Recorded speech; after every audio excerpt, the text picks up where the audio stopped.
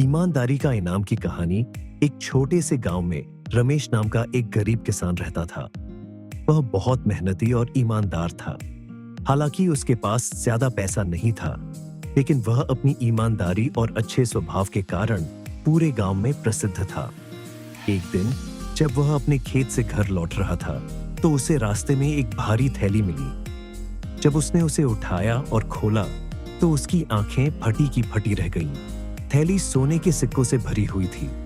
रमेश के मन में एक पल के लिए लालच आया, लेकिन फिर उसने सोचा, यह मेरा नहीं है। जिसे भी यह थैली खोई होगी, वह बहुत दुखी होगा।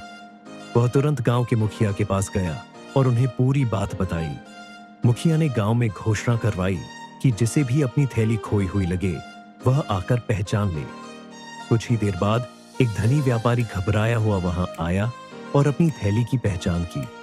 व्यापारी बहुत खुश हुआ और रमेश की ईमानदारी से प्रभावित होकर उसे इनाम में कुछ सोने के सिक्के देने लगा। लेकिन रमेश ने मुस्कुराते हुए कहा, मैंने केवल अपना फर्ज निभाया है, इनाम की कोई जरूरत नहीं। यह देखकर व्यापारी और गांव के लोग उसकी ईमानदारी से बहुत प्रभावित हुए। मुखिया ने रमेश को गांव का सबसे ईमानदार व्यक्ति घोषित किया और सबने उसकी खूब सराहना की। सीख: ईमानदारी का इनाम हमेशा मिलता है, चाहे वह सम्मान के रूप में हो या आत्मसंतोष के रूप में।